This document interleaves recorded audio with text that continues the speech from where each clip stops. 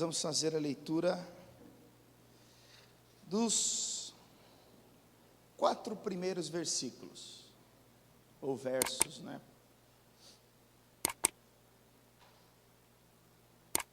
Do Salmo 137. Vamos lá? Está escrito assim: junto aos rios da Babilônia, nos assentamos e choramos, lembrando-nos de Sião.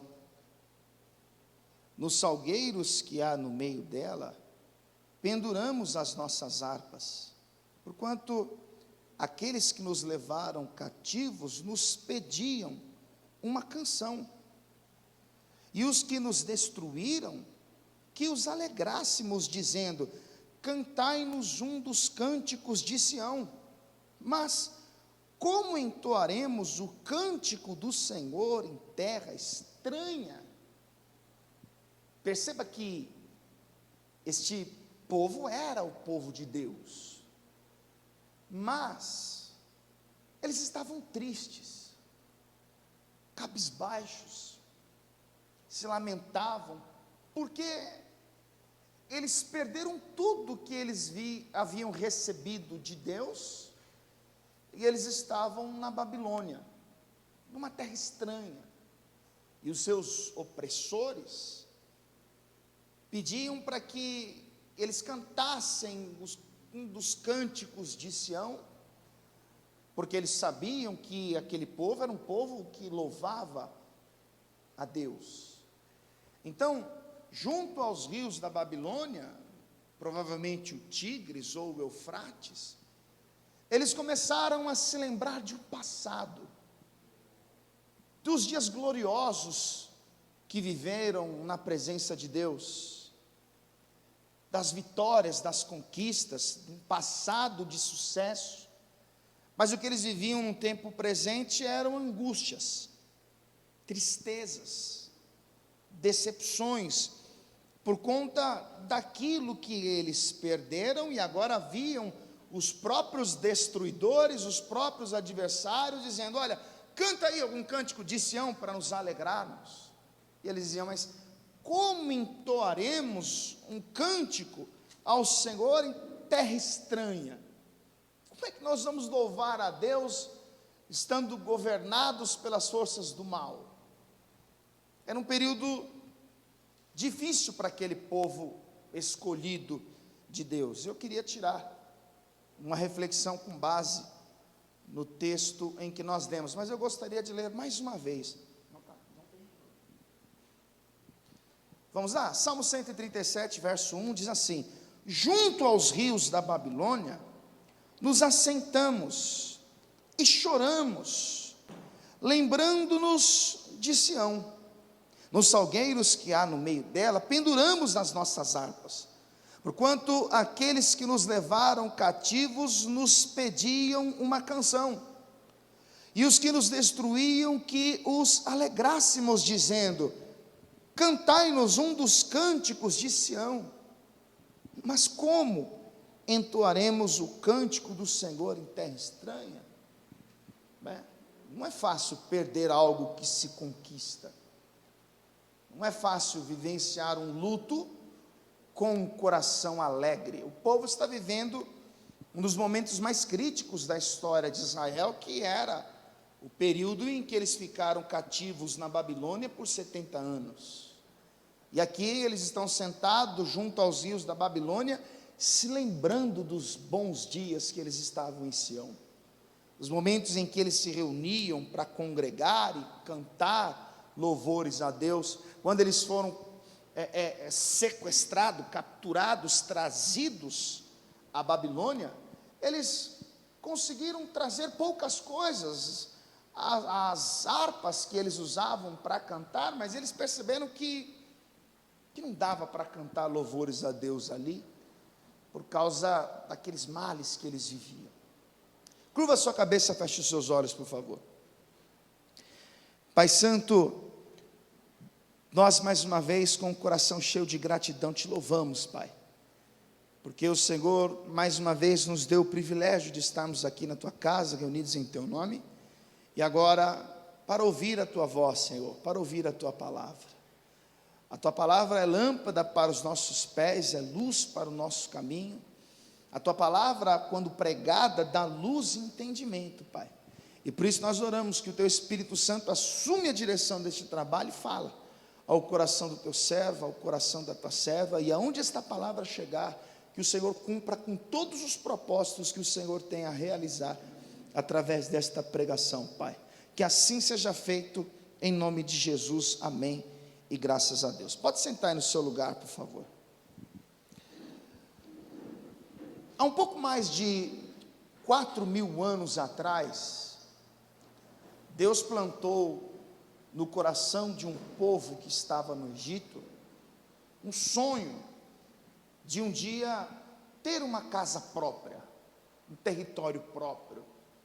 Deus levantou Moisés e enviou ao Egito para tirar os descendentes de Abraão, que amargavam a vida com trabalho escravos já de longa data, e Deus vai se revelar àquele povo quando ele envia as 10 pragas ao Egito, e quando Deus começa a conduzi-los pelos desertos em direção à terra de Canaã, a Palestina, a terra boa e larga, a terra que mana leite e mel, a terra que ele havia prometido aos descendentes de Abraão. Quando você lê Êxodo capítulo 19, na altura do versículo 5, o próprio Deus vai dizer que aquele povo seria o seu povo, a sua propriedade peculiar, e todas as nações vizinhas iriam saber que aquele povo teria um dono, teria um senhor, alguém iria reinar e governar sobre este povo. E como você sabe, vão ser 40 anos de peregrinação pelos desertos, em direção à terra que Deus havia prometido, e Deus tinha uma certa preocupação, porque os povos cananeus, eles tinham uma grande quantidade de deuses, eles acreditavam em imagens de esculturas, eles tinham um Deus considerado o Deus da fertilidade, havia também o Deus da agricultura, e havia o Deus da saúde, e tantos outros deuses, e o Deus de Abraão, de Isaac e de Jacó, vai fazer um alerta ao seu povo, dizendo: olha, vocês vão entrar na terra, e vocês vão colher aquilo que vocês não plantaram, vocês vão chegar na terra e vão perceber que há casas boas e edificadas, que não foram vocês que edificaram. Deus vai dizer ao povo: olha, quando vocês chegarem na terra, vocês vão perceber que a terra é tão boa, que vocês vão chegar colhendo, não vão nem precisar plantar. Mas Deus faz um alerta dizendo: quando vocês conquistarem a terra, guardem o coração de vocês, para que vocês não se esqueçam que quem vos deu a terra foi Deus. Guarda o coração de vocês, para que vocês não pratiquem os costumes daquela gente. Por que Deus diz? Porque Deus sabe que o homem, quando deseja algo, quando precisa de alguma coisa, ele recorre a Deus, ele suplica a Deus, ele cumpre toda a liturgia religiosa, ele vem nos cultos, porque ele precisa, ele quer, mas quando ele conquista aquilo que ele buscava, ele tem a tendência em se desapegar um pouco das coisas de Deus. Você observar o capítulo 6 de Deuteronômio, volta lá por favor, Deuteronômio capítulo de número 6, eu quero ler com você o versículo 10, livro de Deuteronômio capítulo 6, versículo 10, olha o que Deus vai dizer ao povo: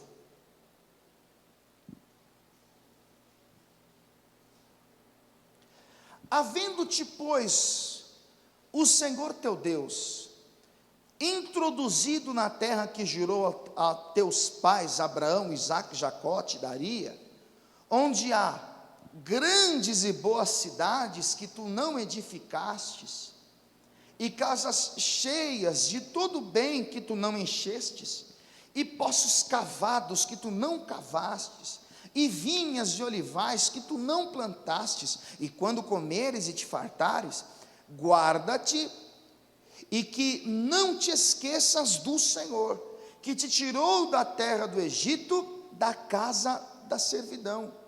O Senhor teu Deus temerás, e a Ele servirás, e pelo seu nome jurarás. Por que Deus está dizendo isso? Porque Deus conhece o homem.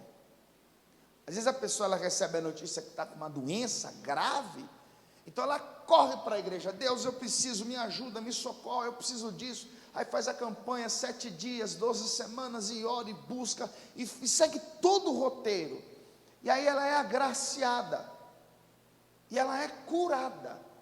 Então ela diminui a intensidade na sua busca, e aos poucos ela vai abandonando a sua vida com Deus. Por quê? Porque ela já conseguiu o que ela queria. A pessoa chega na igreja com o casamento destruído, e ela chega com sede de Deus, ouve a palavra, crê no evangelho, pede ajuda de Deus, tem medo de perder a esposa, medo de perder o marido, e de tanto buscar, Deus com a sua bondade restaura aquela relação, e logo a pessoa que alcançou aquilo que ela buscava, então ela começa a perder o interesse das coisas de Deus. Então o que Deus está dizendo para o povo aqui? Olha, vocês vão entrar nas cidades que vocês não edificaram, vocês vão colher o que vocês não plantaram, e quando vocês se fartarem com as comidas daquelas terras, guardem o coração de vocês, e não se esqueçam que quem tirou vocês do Egito, da escravidão, foi o Senhor. E aí no versículo 14 ele vai dizer assim: não seguireis outros deuses, os deuses dos povos que houver à roda de vós. Por que Deus diz isso? Porque Deus sabia que em Canaã a terra era cercada de uma ampla variedade de deuses. Então, qual é a exigência que Deus faz? Não se esqueça que quem deu tudo fui eu. Não se esqueça que quem resgatou vocês fui eu. Não se esqueçam que fui eu que plantei para vocês escolherem. Não se esqueçam que tudo que vocês vão viver por causa da minha bondade, da minha misericórdia. Foi eu que preparei tudo para vocês. Não se esqueçam disso. Não sirvam aos deuses que estarão ao redor de vós. E quando você estuda a história, você percebe que a primeira geração se manteve fiel a Deus, a segunda geração também, mas a terceira geração dos israelitas fizeram o que era mal aos olhos do Senhor. Quando você lê Juízes capítulo 2, a partir do versículo 11, eles começaram a prevaricar, a agir de má fé. Eles começaram a abandonar as coisas de Deus. Eles viraram as costas para o Senhor. Eles cumpriam com toda a liturgia religiosa, porém eles estavam se entregando à vaidade ou às vaidades dos cananeus. E então Deus começa a levantar uma série de profetas e enviar diante da nação para dizer: olha, vocês precisam se arrepender, vocês precisam voltar, porque às vezes o homem não percebe. Nós aprendemos que quando nós começamos a nossa caminhada com Deus e passamos pelas águas do batismo, a velha criatura, ela é sepultada, e nós nascemos da água para viver uma vida nova com Deus. Mas quando o tempo vai passando e às vezes a nossa negligência na vida devocional faz com que a velha criatura comece a renascer, e ela começa a ganhar espaço, e se nós não tomarmos o cuidado, ela começa a governar a nossa vida novamente. E aí a pessoa cumpre com todo o ritual religioso, ela cumpre com todos os protocolos da sua fé, mas ela não percebeu que ela está vivendo uma vida na carne. Ela está vivendo a vida da velha criatura. Ela abandonou a vida devocional de oração, ela já não estuda mais as escrituras, ela já não consagra mais a vida. Então Deus vai mandar o profeta Jeremias para fazer um alerta ao povo. Eu quero que você vá comigo para o profeta Jeremias, capítulo de número 7. Livro do profeta Jeremias, capítulo 7. Veja o que está escrito no versículo de número 1. Entenda: Judá está reunida para congregar. A intenção deles era prestar culto a Deus. Mas Deus manda Jeremias lá para mostrar que esse povo havia perdido a essência. Eles estão reunidos para buscar a Deus, mas descomprometidos com a sua palavra, com aquilo que Deus quer. Então observe, capítulo 7 de Jeremias, versículo de número 1 diz assim: a palavra que foi dita a Jeremias pelo Senhor, dizendo: põe-te à porta da casa do Senhor, e proclama ali esta palavra, e diz: ouve a palavra do Senhor, todos de Judá, vós os que entrais por estas portas, para adorardes ao Senhor. Então, qual era a intenção daqueles que entravam por aquelas portas? Adorar o Senhor. Então perceba, a intenção deles eram as melhores, mas Jesus diz em Mateus 15:8, há uma geração que me honra com os lábios, mas o seu coração está longe de mim. Então eles cantavam, louvavam, tocavam as harpas e entoavam cânticos de louvores a Deus, mas as obras das mãos deles eram más. Então Deus vai mandar Jeremias vai lá, a porta da casa do Senhor, e diz isso para ele. Olha o verso 3, diz assim: assim diz o Senhor dos exércitos, o Deus de Israel, melhorai os vossos caminhos e as vossas obras, e vos farei habitar neste lugar.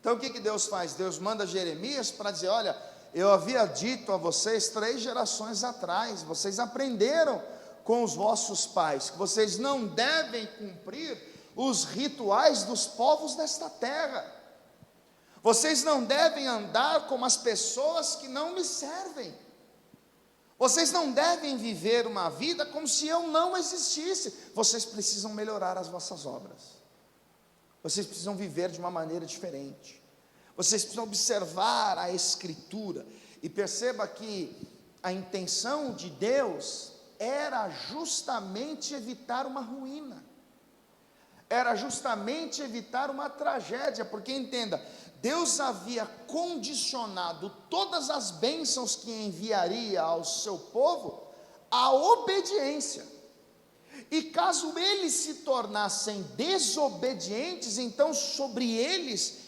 viria uma série de maldições. Você pode observar lá em Deuteronômio capítulo 28.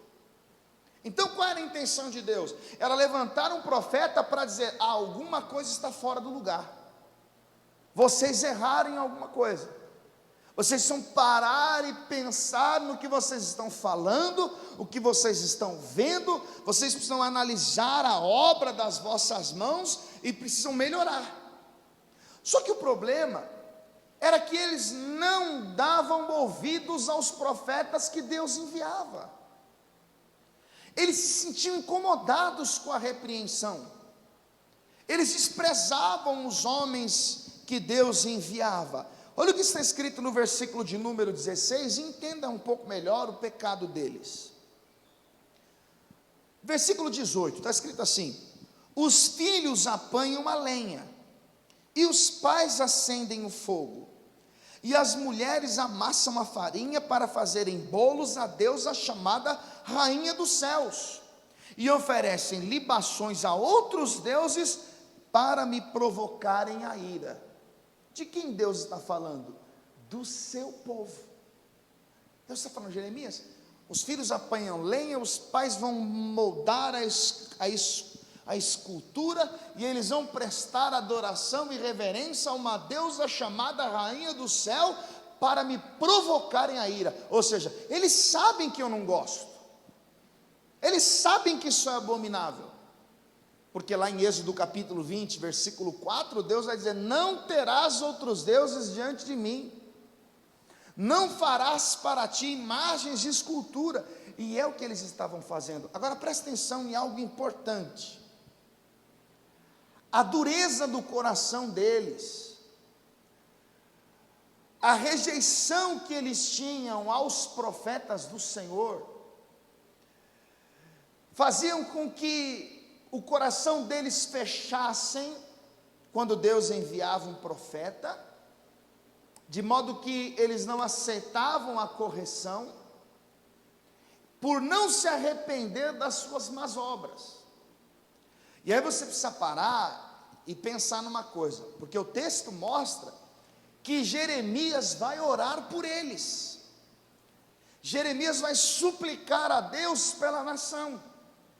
Jeremias vai pedir que Deus tenha misericórdia e piedade deles. Agora entenda, quando o homem não quer juízo, não quer se arrepender, como quando o homem ama o seu pecado, está engalfinhado com ele rejeita os profetas enviados pelo Senhor, a orientação que Deus dá é: pare de orar. Olha o que está escrito no verso de número 16: Tu, pois, não ores por este povo, nem levantes por ele clamor ou oração, nem me importunes, porque eu não te ouvirei. Você falou, Jeremias, eles estão na idolatria, eles desprezam os profetas, eles não se arrependem, eles não querem conversão, eles desprezaram a minha lei, e você está orando por eles? Você está me importunando por eles? Pare de orar. Quando você lê no Novo Testamento, primeira carta do apóstolo João, capítulo 5, na altura do versículo 16, ele vai dizer assim, ó: há pecado que é para a morte, e para este digo que não ores. Então entenda, não perca o seu tempo orando por quem não quer se arrepender, por quem declaradamente diz que não acredita em Deus, declaradamente diz que não quer mudança, a pessoa que fala abertamente que Deus não existe. O próprio Deus está dizendo: pare de orar. Conheceu a graça, eles conheceram o agir de Deus, eles estavam vivendo numa terra que Deus deu, mas a rebeldia deles era tamanha que eles desprezavam os profetas que falavam em nome de Deus. E entenda, a Bíblia diz em Provérbios 30:12 que é uma geração que é pura aos seus olhos, mas ainda não se lavaram da sua imundícia. E preste atenção nisso, porque quando Deus enviava um profeta diante da nação, o profeta tinha a difícil missão de transmitir ao povo uma mensagem vinda da parte de Deus que confrontava as suas más obras. Então Jeremias chegava dizendo: melhorai as vossas obras. Vocês estão prestando culto a Deus, mas vocês estão com o coração distante dele. Por isso que o povo não gostava. E deixa eu dizer uma coisa para você. Nós temos o infeliz costume de ficar pedindo para Deus: fala comigo, fala comigo, fala comigo, fala comigo, quando Deus tem falado através da pregação, quando Deus tem nos exortado através da pregação, quando Deus tem nos repreendido através da pregação. Mas como nós, assim como aquele povo, não concorda com a repreensão que vem do Senhor, nós ficamos pedindo para Deus falar o que Ele já falou, ficamos pedindo para Deus dar uma direção que Ele já deu, ficamos pedindo para Deus fazer algo que Ele já fez. E quando você pede para Deus falar aquilo que Ele já falou, você só está revelando que o seu coração não concorda com aquilo que Ele já disse. Então esse era o problema do povo. Quando Deus levantava profetas, eles não aceitavam, eles não concordavam. Observe o que está escrito no versículo de número 23, capítulo 7 do profeta Jeremias, versículo 23, diz assim: mas isso lhes ordenei, dizendo: dai ouvidos à minha voz. Jeremias capítulo 7, versículo 23. E eu serei o vosso Deus, e vós sereis o meu povo, e andai em todo o caminho que eu vos mandar, para que vos vá bem. Mas não ouviram, nem inclinaram os ouvidos, mas andaram nos próprios conselhos, no propósito do seu coração malvado, e andaram para trás e não para frente. O que Deus queria? O progresso da nação. O que Deus desejava? As bem-aventuranças deles. O que Deus queria? Que eles fossem bem-sucedidos na terra. mas eles estavam seguindo os conselhos do próprio coração. E entenda, meu irmão, o seu coração, o meu coração é malvado. O nosso coração tem a tendência em rejeitar as coisas de Deus. Por isso que você precisa entender que se você não tem o costume de acreditar em alguém que te engana, não acredite no seu coração, porque o coração do homem é enganoso. Jesus diz em Mateus 15:19 que do coração procedem os maus pensamentos. A Bíblia diz em Hebreus capítulo 3, versículo 12, que um coração mau afasta o homem de Deus.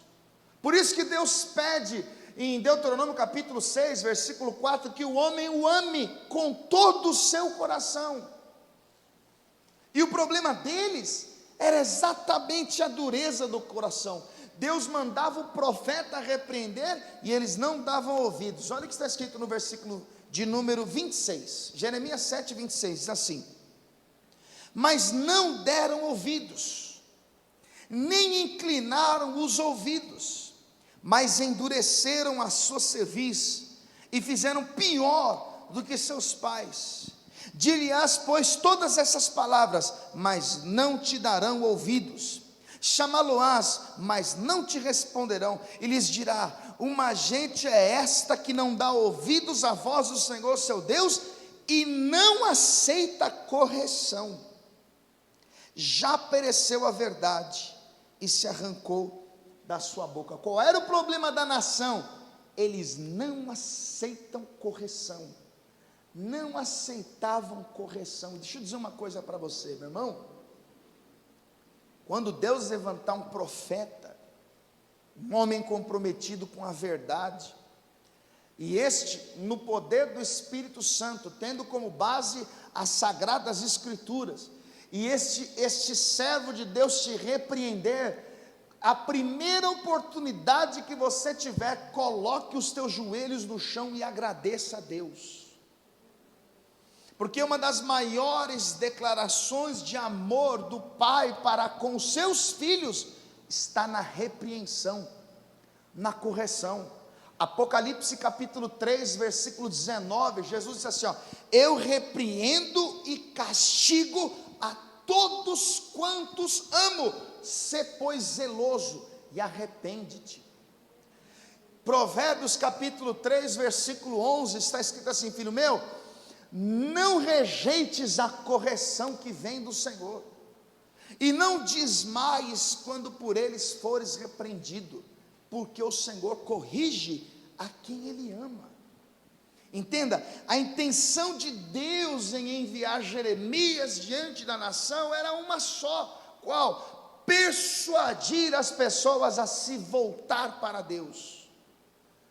Deus não queria ruínas, Deus não queria cativeiros, Deus não queria tragédias. Então Deus está levantando profetas atrás de profetas para abrir os olhos do povo, para que eles entendessem que o caminho que eles estavam trilhando era um caminho perigoso, era contrário à vontade de Deus. O problema é que o homem não sabe lidar com a correção.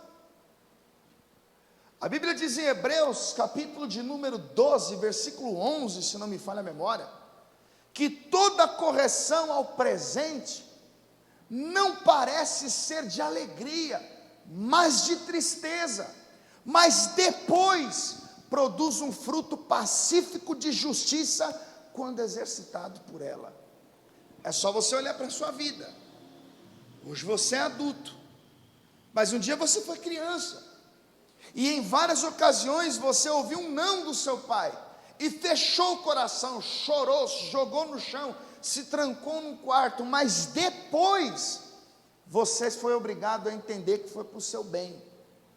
E é assim que Deus trabalha.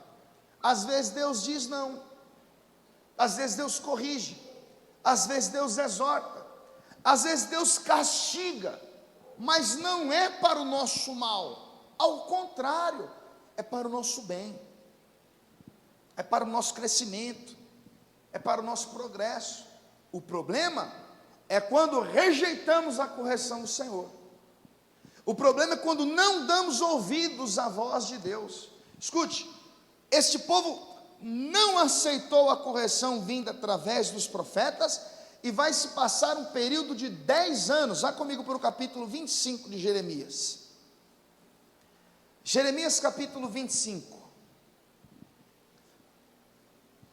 Preste atenção nisso aqui. Versículo de número 3. Deus mais uma vez vai falar ao seu povo.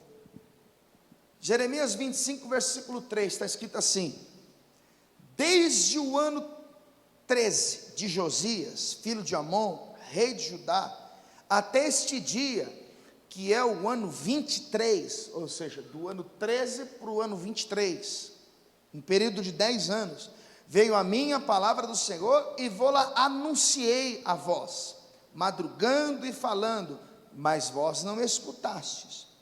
Também vos enviou o Senhor todos os seus servos, os profetas, madrugando e enviando-os, mas não escutastes, nem inclinaste os ouvidos para ouvir, dizendo: convertei-vos agora, cada um do seu mau caminho e da maldade das suas ações, e habitai na terra que o Senhor vos deu e a vossos pais de século em século. Versículo 7: todavia não me destes ouvidos, diz o Senhor, mas me provocastes a ira com a obra de vossas mãos para o vosso mal.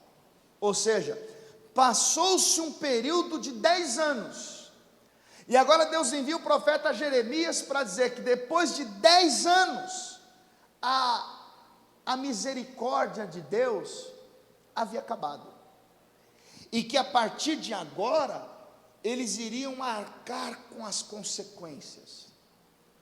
Agora chegou a hora de colher o resultado das suas más obras, porque entenda, Deus é tão bom, que Ele poderia fulminar o seu povo no primeiro pecado.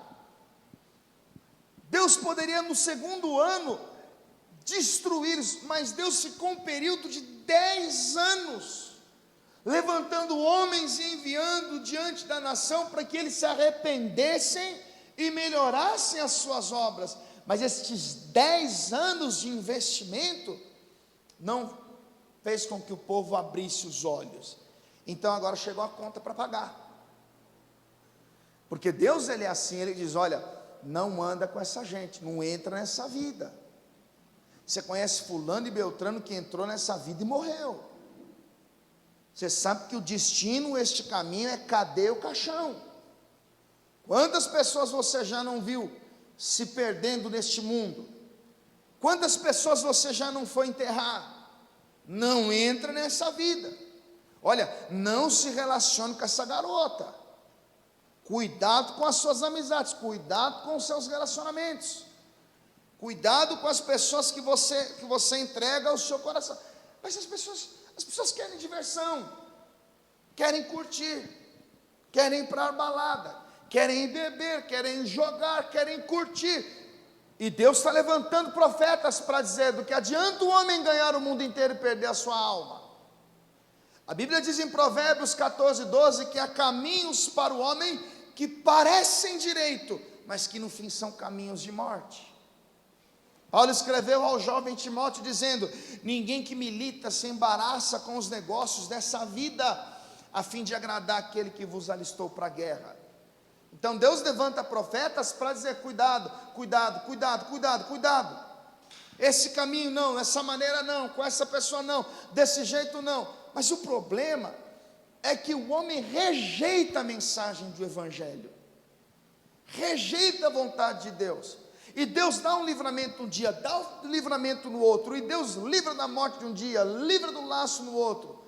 Mas chega uma hora que Deus entende que a melhor maneira de resgatar de uma vez por todas é permitindo que o pior aconteça, é permitindo que o mal lhe sobrevém, e é o que vai acontecer aqui. Olha o que está escrito no versículo de número 8, Jeremias 25:8.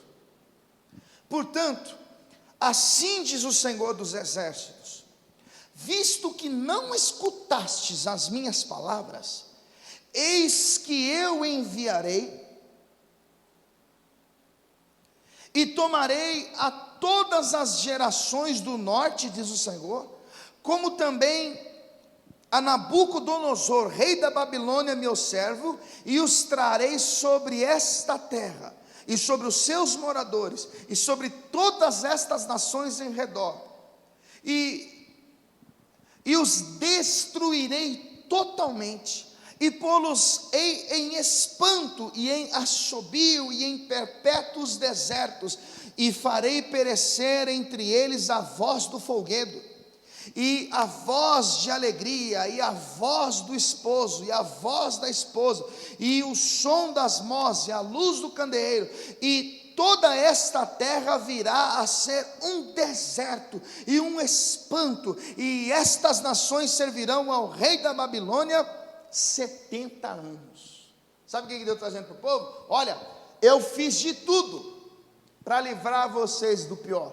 Eu enviei homens e vos anunciei a minha palavra, mas vocês não deram ouvido. Sabe o que vai acontecer agora? A alegria de vocês vai se transformar em tristeza. Os cânticos de paz darão lugar à guerra. Agora vocês vão viver cativos como escravos. Vão viver uma destruição total. Essa terra será destruída e vocês serão deportados à Babilônia e vão amargar a vida por 70 anos. Entenda, era isso que Deus queria evitar. Era exatamente por este motivo que Deus enviava os profetas para dizer: melhorem as vossas obras. Talvez Deus te trouxe aqui para dizer para você que se você não mudar, se você não buscar o juízo, se você não se arrepender, se você não mudar o seu estilo de vida, tem algo trágico esperando por você. E é difícil ouvir essas coisas, mas talvez Deus te trouxe aqui para dizer que te ama e Ele quer ver você andando no caminho certo. Só que eles não deram ouvidos.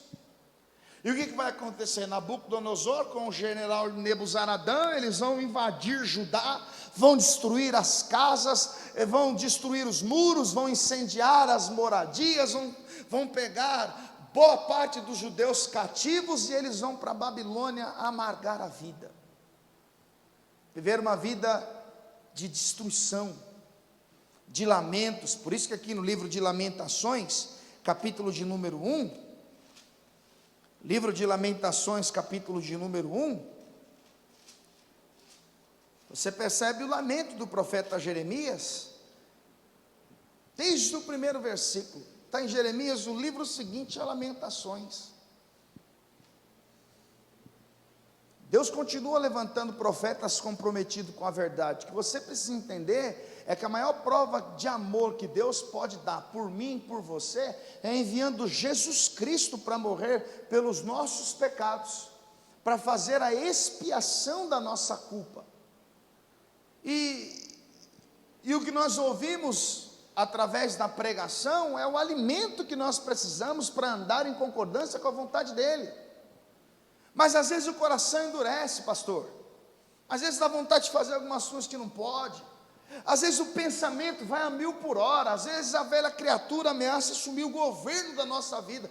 Mas é aí que Deus levanta homens para dizer: melhorem os vossos caminhos, melhorai as vossas obras, fujam da aparência do mal, sai daquilo que você sabe que não agrada a Deus. Mas o problema é que muitos fecham o coração. E entenda, Deus muitas vezes permite que as coisas estreitem de uma maneira como a pessoa se sente acuada, desprotegida. Deus muitas vezes permite o cativeiro. Deus, depois de tantos alertas que fez a Israel, agora permitiu. E entenda, foi o próprio Deus que incitou o coração do inimigo para que ele destruísse Judá e levasse o povo cativo. Agora olha como é que está a vida deles. Lamentações capítulo 1, versículo 1, está escrito assim: como se acha solitária aquela cidade dantes tão populosa, tornou-se como viúva, a que foi grande entre as nações, e princesa entre as províncias se tornou tributária.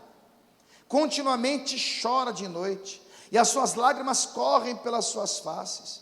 Não tem quem a console. Entre todos os seus amadores. Todos os seus inimigos se houveram aleivosamente com ela, tornaram-se seus inimigos. Judá passou ao cativeiro por causa da aflição e por causa da grandeza da sua servidão. Habita entre as nações, não acha descanso. Todos os seus perseguidores a surpreenderam nas suas angústias. Os caminhos de Sião pranteiam, porque não há quem venha à reunião solene. Todas as suas portas estão desoladas, e os seus sacerdotes suspiram, as suas virgens estão tristes, e ela mesma tem amargura. Os seus adversários a dominaram, e os seus inimigos prosperam, porque o Senhor a entristeceu por causa da multidão das suas prevaricações. Os seus filhinhos vão em cativeiro na frente do adversário, e da filha de Sião foi-se toda a sua glória, e seus príncipes ficaram sendo como corços que não acham pastos e caminham sem forças na frente do perseguidor. Ele está registrando o cenário de Israel após a invasão de Nabucodonosor e a destruição total, a destruição de boa parte, melhor dizendo, do povo de Judá. Ele vê um povo sem consolo, ele vê um povo amargurado, ele vê um povo aflito, um povo que se sente desprotegido, um povo que se sente desamparado, um povo que havia acabado de perder tudo que havia herdado dos seus pais, um povo que conhecia um Deus grande, um Deus forte, um Deus poderoso, um povo que viveu tempos de intimidade com Deus, um povo que experimentou a vitória que Deus dava diante dos adversários, mas agora é um povo cabisbaixo, que andam na frente dos inimigos, tendo cada movimento controlado pelos adversários, e eles vão ficar no território babilônico, onde eles vão amargar a vida por 70 anos, como o próprio Jeremias havia profetizado. A vida perdeu o sabor, a vida perdeu o gosto, a paz foi embora, não há mais neste povo força, ânimo, vigor, vontade de viver. Por quê? Porque Deus está dando uma lição neles.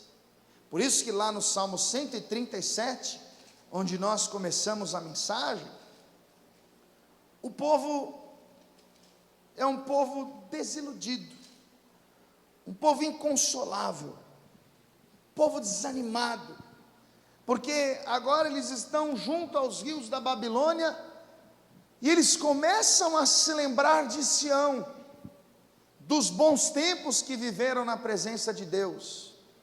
Eles começam a trazer à memória os dias de glória que viveram em tempos de obediência, e eles então começam a se lamentar, percebem que os inimigos estão zombando, agindo de maneira sarcástica, ao pedir que eles entoassem os cânticos de Sião, e eles vão dizer: mas como nós vamos entoar os cânticos de Sião em terra estranha? Às vezes, nós aprendemos a dar valor nas coisas quando perdemos. O marido maltrata a esposa, xinga a esposa, humilha a esposa na frente de todo mundo, e a mulher suporta tudo, pede para ele parar com isso, eles conversam, mas o cara tem prazer de humilhar a esposa publicamente. Aí um dia ela vai embora, e aí ele vai entender o problema que ele arrumou. A pessoa tem um bom trabalho, ganha bem, trabalha num lugar bacana, mas ela não honra os seus compromissos, ela chega atrasada, conversa mais do que produz, age de maneira desleal, aí um dia perde o emprego, e aí vai passar um período procurando emprego, e quando encontra um inferior, aí ela vai valorizar aquilo que ela perdeu.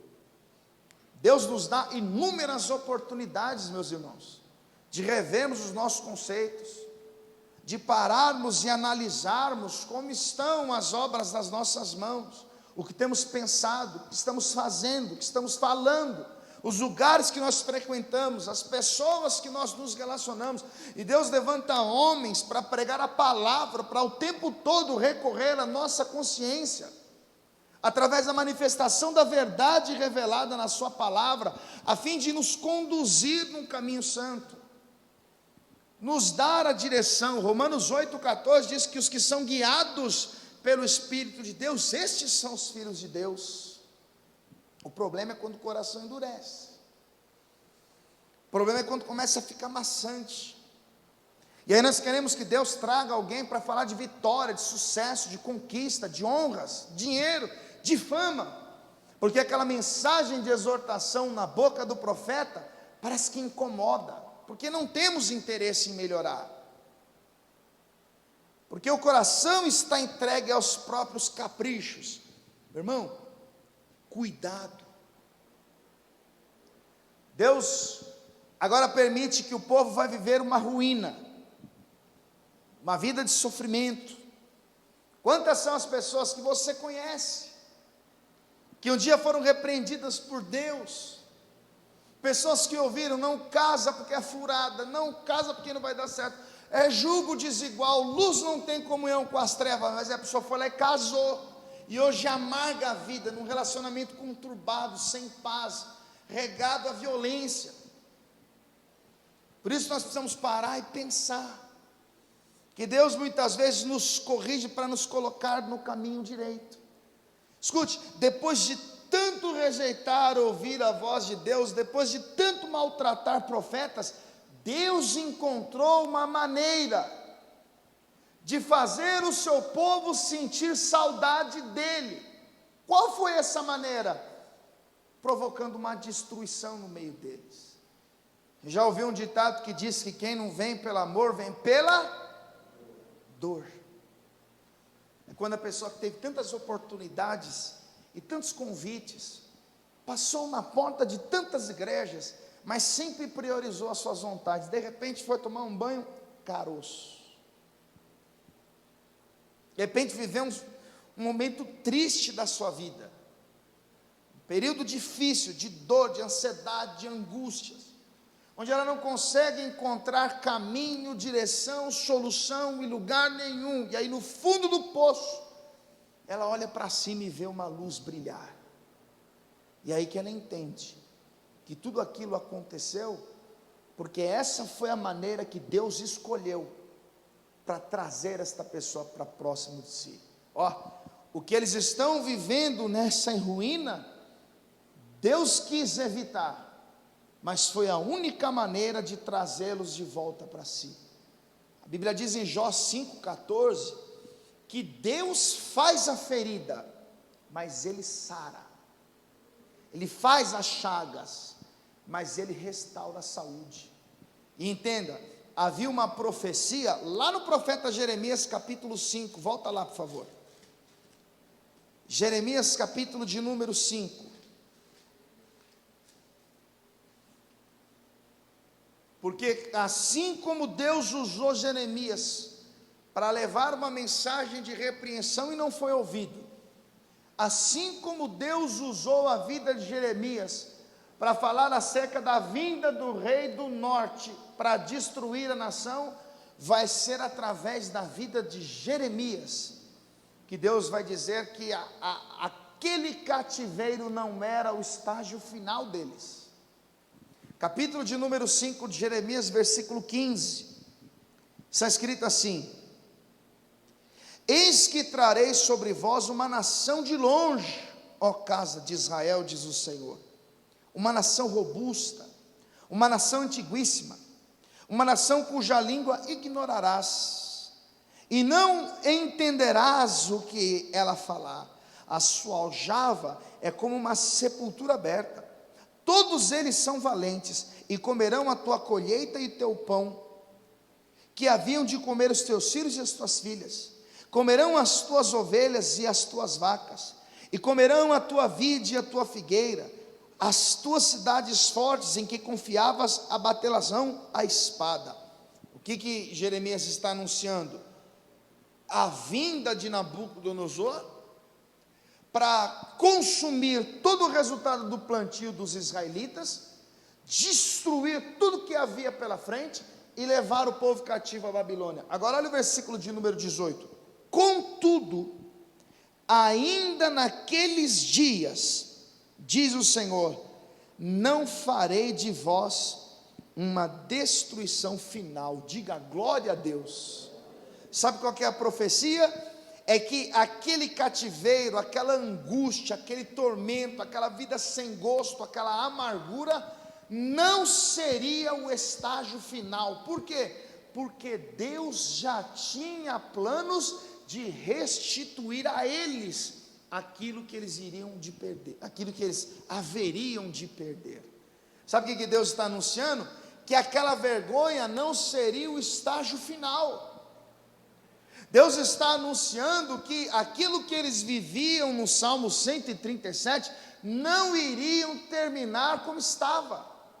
Ou seja, Deus tinha planos para tirar o seu povo da Babilônia e levá-los de volta para a Terra Santa.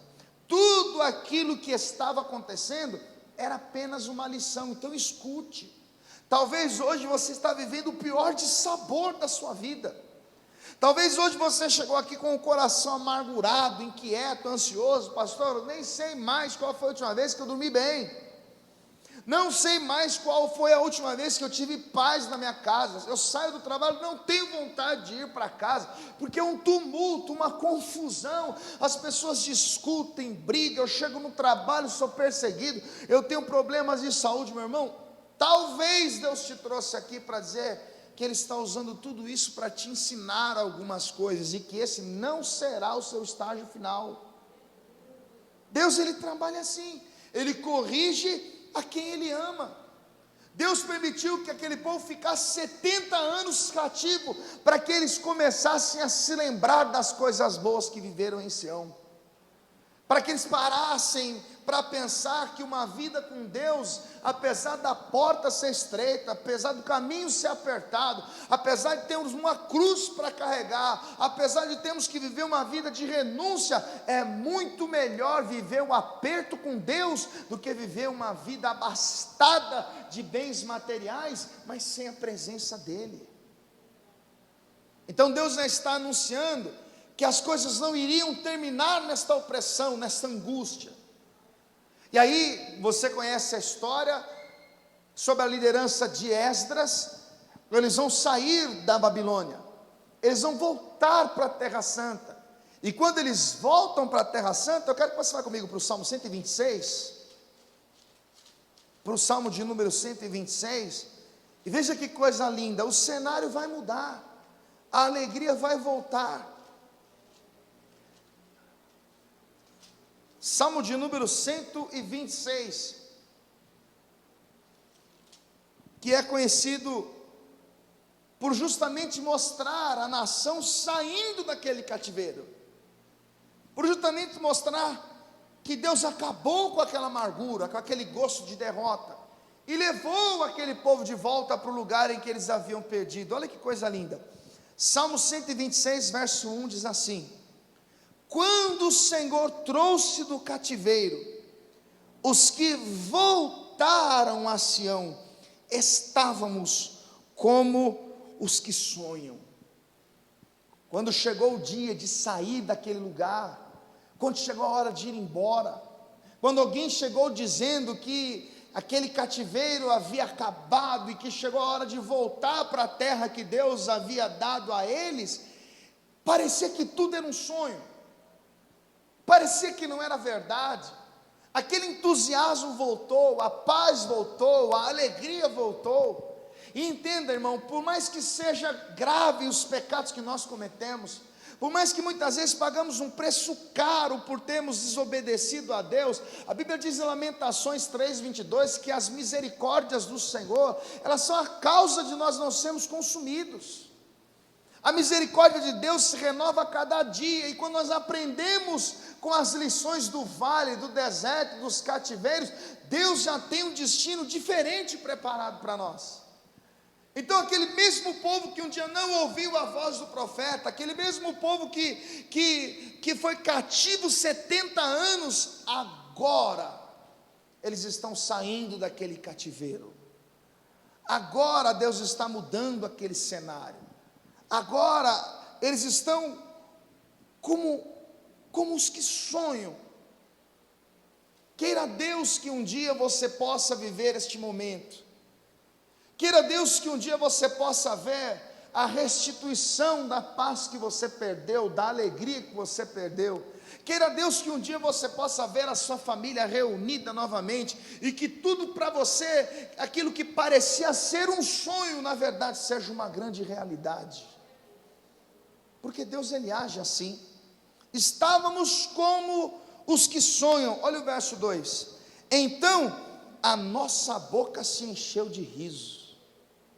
Porque lá no Salmo 137, eles estavam chorando.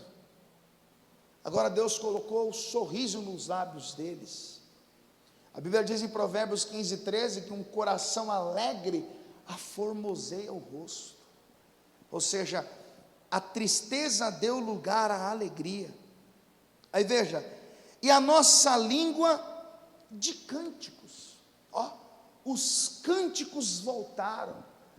Deus fez o povo cantar. Quando você lê o Salmo 40, no verso 1, diz assim: esperei com paciência no Senhor, Ele se inclinou para mim e ouviu o meu clamor, tirou-me de um charco de lodo, de um lago terrível, firmou os meus pés sobre a rocha, e pôs um cântico novo na minha boca.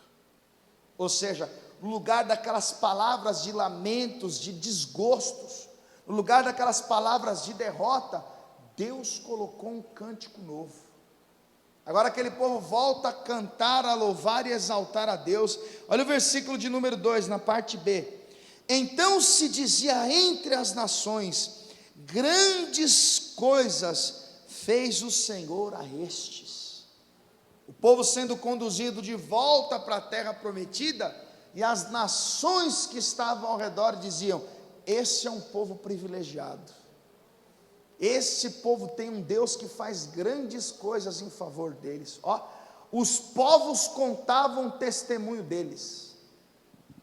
E aí na sequência do texto diz assim, versículo de número 3: grandes coisas fez o Senhor por nós, e por isso estamos alegres. Agora eles mesmos vão dizer: olha, sabe por que nós estamos sorrindo? Sabe por que a alegria está estampada no nosso rosto? Porque o Senhor fez grandes coisas por nós. E talvez você ainda não percebeu, ou não conhece, mas o que Deus tinha de mais importante, de mais especial para fazer, por mim e por você, Ele já fez, quando Ele enviou o seu Filho unigênito, para que todo aquele que nele crê não pereça, mas tenha vida eterna. João 3,17 diz que Deus enviou o seu Filho ao mundo, não para condenar o mundo, mas para que o mundo fosse salvo por Ele.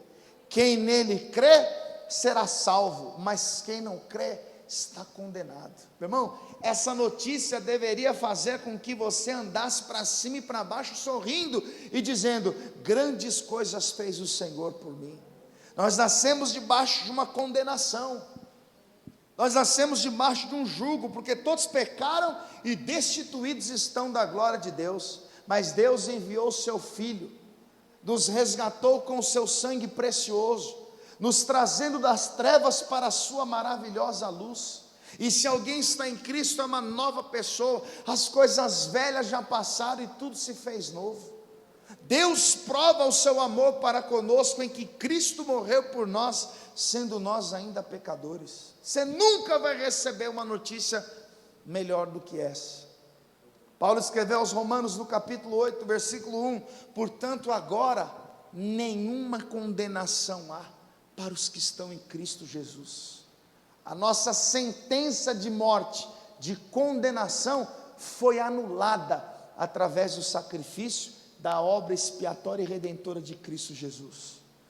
Por isso estamos alegres e dizemos: grandes coisas fez o Senhor por nós.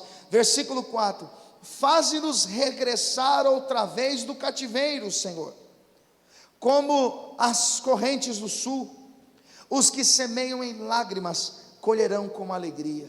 Aquele que leva a preciosa semente andando e chorando, voltará sem dúvida com alegria, trazendo consigo os seus molhos.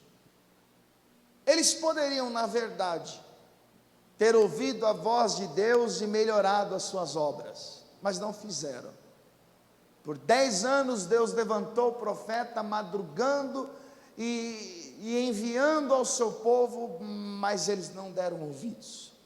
Então Deus permitiu a destruição, e no meio daquele caos, daquela destruição, eles começaram a sentir saudades de Deus, começaram a sentir saudades de Sião.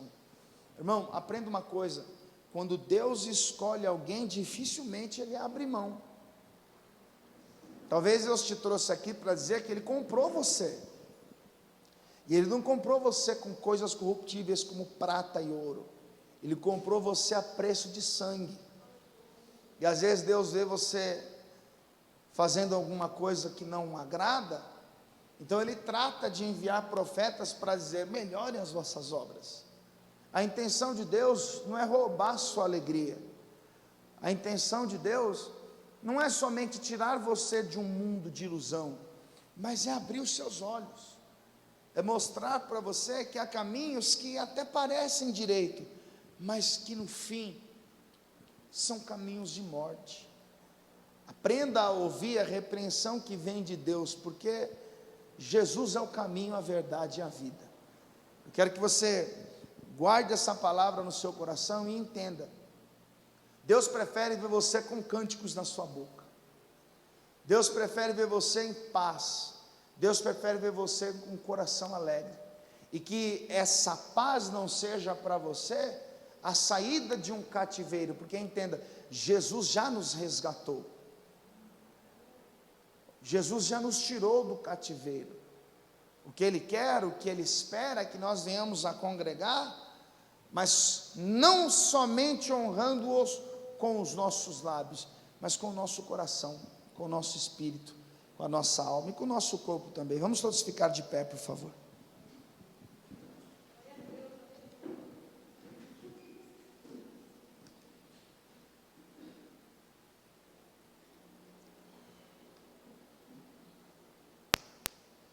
Eu queria que você parasse agora e pensasse um pouco, refletisse um pouco, porque o nosso coração é assim, meus irmãos.